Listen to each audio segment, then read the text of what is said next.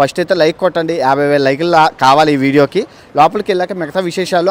Buildup ఇచ్చే కార్యక్రమంలో అన్నా కానీ సిన్సియారిటీ అన్నా ఉందా అని అంటే అది సిన్సియారిటీ లేదు. సపోజ్ నీ కడుపు నొప్పి వచ్చింది అనుకో, డైరెక్ట్ గా కడపడిపోయి ఎవరితో గొడవ పెట్టుకో, వాళ్ళు నిన్ను కింద పడుకోబెట్టి పొట్ట మీద టపటప తొక్కుతారు, గ్యాస్ బయటకు వెళ్ళిపోయి ఫేస్ ఫ్రెష్ అవుద్ది. ఇళ్లలోకి నీళ్లు దూరాయి కాబట్టి, ఇళ్లలో నీళ్లు వచ్చాయి కాబట్టి పబ్లిసిటీ అని చెప్తూ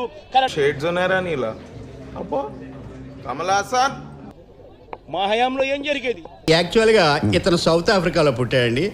హోమ్ సెక్రటరీ కూడా చేసి ఉండింటే ఇక్కడ కూర్చొని ఏమైనా మాట్లాడుతారా? ఎవడైనా ఒక్కరోజు ఆ సింహాసనం మీద కూర్చుంటే నొప్పి తెలుస్తుంది. హోమ్ సెక్రటరీ వెంటనే తాను కూడా ఇంకొకసారి ఆయన గురించి చెడుగా మాట్లాడావో చెరసాల్లో తోయించేస్తాను. ఘాతు కూడా. కలెక్టర్ కార్యాలయం అంటాడు, కలెక్టర్ కార్యాలయంలో నేను ఉంటున్నానంటాడు. అక్కడికి వెళ్ళి ఏరిసెనకాల అమ్ముకోను యాదవ. నేను మునిగిపోయింది కాబట్టి తన ఇంట్లో ఉండే పరిస్థితి లేదు కాబట్టి తన ఇంట్లో ఉండడం లేదు. లోపలేసి 2020 మ్యాచ్ స్టార్ట్ చేయండి రా. ఈ పరిస్థితి ఇంత దారుణంగా తయారైంది.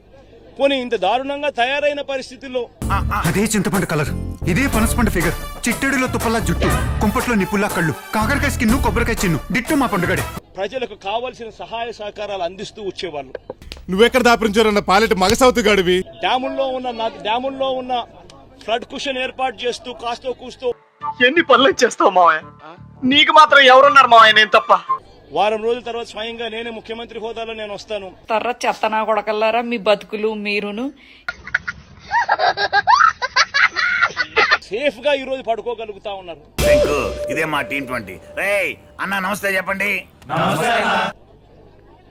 వల్ల ఇది జరిగింది అని చెప్పి ఆయనే చెప్తా ఉన్నాడు సిగ్గు లేకుండా. అని అంటే కాళ్ళ నొప్పి వచ్చిందనుకో, కర్నూలు పో, కర్రలు తీసుకుని కాళ్ళ మీదనే కొడతారు, కాళ్ళ నొప్పి తగ్గిపోతుంది. ముఖ్యమంత్రిగా చంద్రబాబు నాయుడు గారు పూర్తిగా ఫెయిల్ అయిన పరిస్థితులు. కానీ అరే నీకు ఎక్కినట్టుందిరా నీకు.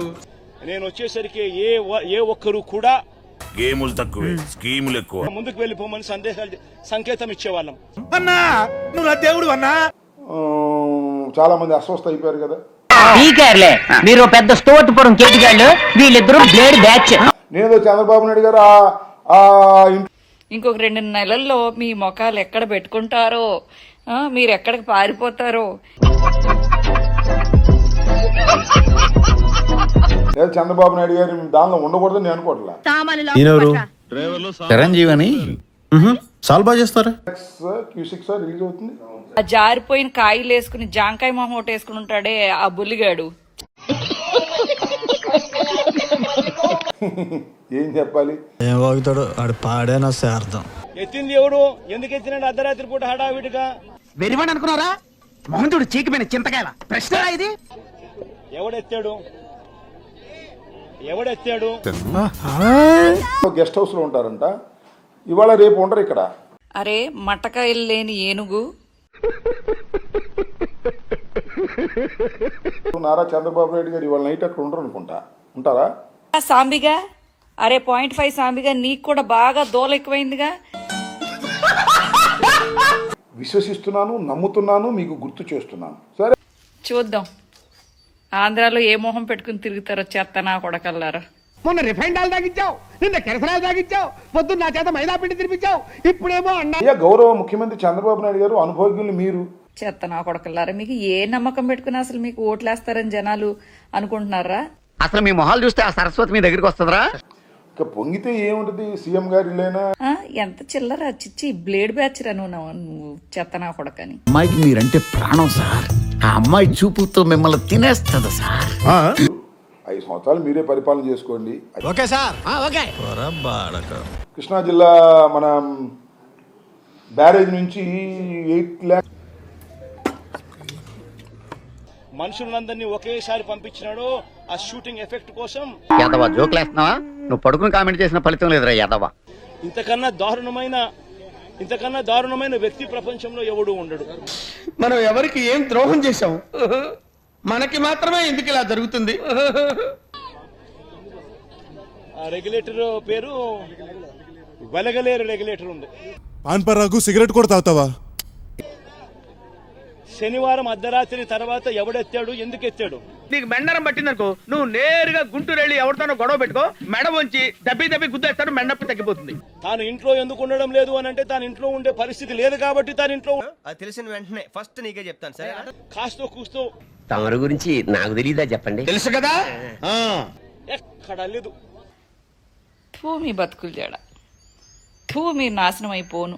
సార్ అమ్మాయికి మీరంటే పిచ్చి సార్. మీరంటే పడి చచ్చిపోద్ది సార్. చంద్రబాబు నాయుడు గారి అది ఎత్తకపోయిందంటే ఫినిష్ చేసి దొప్పించుకోరా దరిద్రుడా. ఏదో టెన్షన్ తో చచ్చిపోతున్నా తర్వాత ఏం చెప్తావా అని చెప్పాడు. తర్వాత ఏంటి సార్? వారం రోజులు మీకు టైం ఇస్తా ఉన్నా, వారం రోజుల తర్వాత మేము వస్తాము. ఇది పోయి వాళ్ళు రేపు కడుకుంటారో తెలుసుకుంటాం. కలెక్టర్ కార్యాలయంలో నేను మాడుకుంటున్నాను. రాత్రి 2 గంటలకు ప్రెస్ మీటు. ప్రజల కోసమే అదే తానేదో ఉంటున్నట్టుగా బిల్డప్ ఇవ్వడం. అయ్యో ఎక్కడ టెంపరేచర్ చూసేసి ఎక్కడ తప్పెక్కడ జరిగింది అని అంటే మొట్టమొదటిగా చంద్రబాబు నాయుడు దగ్గర తప్పు జరిగింది. వాడు మాట్లాడేది హిందీ కాదు, దానికి అర్థం పర్థం లేదు. నిజంగా ఎంత దుర్మార్గమేనంటే అది భాష కాదు బాబు, ఘోష. చంద్రబాబు నాయుడు మాదిరిగా ఈ మాదిరిగా ఎదవ తెలివితేటలు చూపించుకే తాను చేసిన తప్పుకు అధికారుల మీద ఏలెత్తి చూపిస్తూ సంతోషంగానే ఉందండి.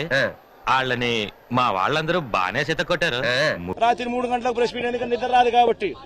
ఏం మాట్లాడుతున్నావురా నువ్వు? నీకేమైనా బుర్రున్నదారా? ఆర్గనైజ్డ్ గా ఫస్ట్ స్టాండ్ ఆపండ్రా బాబు. జురాసిక్ పార్క్ లో డైనోసార్ లాగా వదులుతుండు.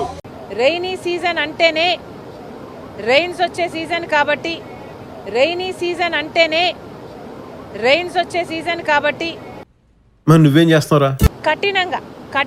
కఠినంగా శిక్షించాల్సిన అవసరం ఉంది. నెక్స్ట్ శుభలేఖ, ఆ తర్వాత శోభనం. జగన్మోహన్ రెడ్డి గారి ప్రభుత్వం కనీసం ఎన్నో ప్రాజెక్టులకు కనీసం యాన్యువల్ మెయింటెనెన్స్ కూడా చేయలేదు. ఈసారి అయితే వచ్చిన ఫోర్స్ కి బీమ్స్ కూడా దెబ్బతిన్నాయి.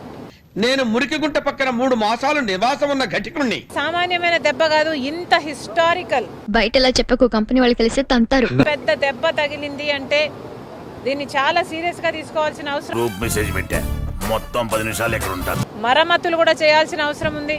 తెల్లారు లేస్తే ఇంట్లో కూరగాయలు తేవటం నేనే, మొక్కలకు నీళ్లు పోయటం నేనే, కాళ్ళు కావటం నేనే, పూజలు తొట్టడం నేనే. వాటిలోనూ ఇలా ఏలెట్టి వాసన చూస్తావు ఎందుకురా చెత్తనా కొడక. ఈ ఒక్క పందితో తృప్తి పడకుండా నువ్వు ఇంకా ఎన్నో పందులు గెలవాలి.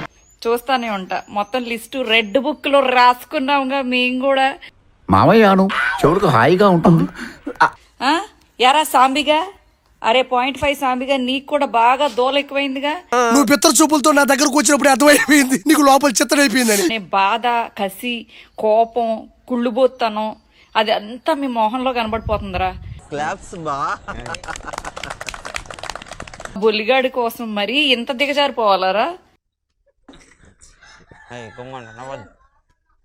వీళ్ళందరూ హైదరాబాద్ నుంచి దిగబడిన టూరిస్ట్ బ్యాచ్. యాక్చువల్లీ వీళ్ళ ఉండి సస్తేగా ఆంధ్రాలో. విజ్ఞాన ప్రదర్శనలో ఏంటండి మీరు వీడియోలు చూస్తున్నారు?